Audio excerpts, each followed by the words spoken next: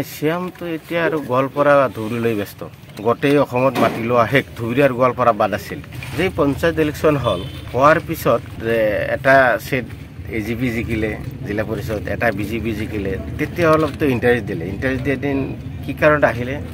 আহি যেতিয়া দেখিলে ইমান মাটি পৰি আছে তেতিয়াতো আজিকালিতো সেই মদ খোৱা মানুহৰ নিচিনা নিচা হৈ গৈছে মাটিটো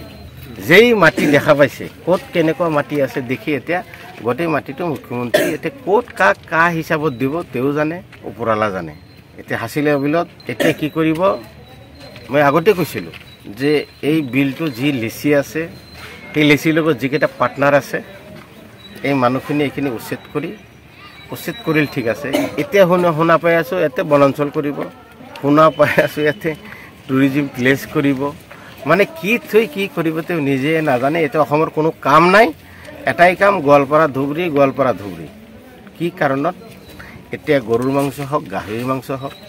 সেইবিলাক লৈ গোৱালপাৰা ধুবুৰী এটাৰ পিছত এটা ক'ৰ পৰা ক'ত যায় এই ৰাহুল গান্ধীৰ পিছত লাগিলে এই গৌৰৱ গগৈৰ পিছত লাগিলে সেইবিলাক গ'ল এই পোষ্টবেক সেইবিলাকো নোৱাৰিলে এন আৰ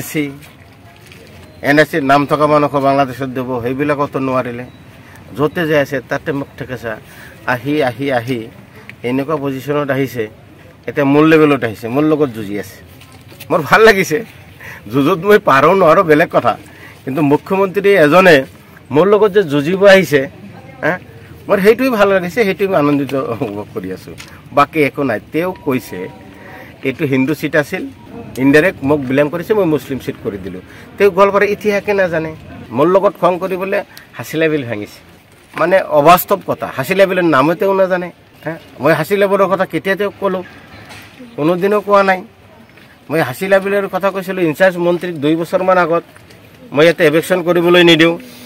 আমি গোৱালপাৰা জিলাত আপোনাক সোমাবলৈ নিদিওঁ তেওঁ তাৰপিছত আমাক 4জন বিধায়কক মাতি লৈ লিখিত এগ্ৰিমেণ্ট কৰিছে এতে কোনো উচ্ছেদ নহয় পিয়াৰৰ পৰা উচ্ছেদ নহয় আমাৰ লগত মিলি থাকিব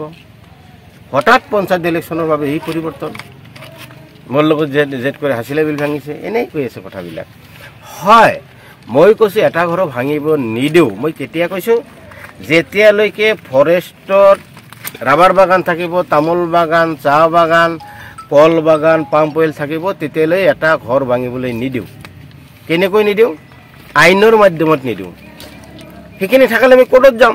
লাখ বিঘা ফৰেষ্টত পৰি আছে এই গৃহহীন মানুহ এইখিনি মানুহে সেইখিনি চাব গ'লে এনেই যাব নিজেই কৈ আছে আমি যামগৈ এটাও ঘৰ ভাঙিব নালাগে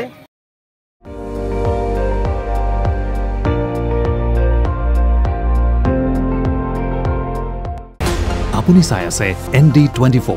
সৰ্বশ্ৰেষ্ঠ নহয় সৰ্বোত্তমৰ দৌৰ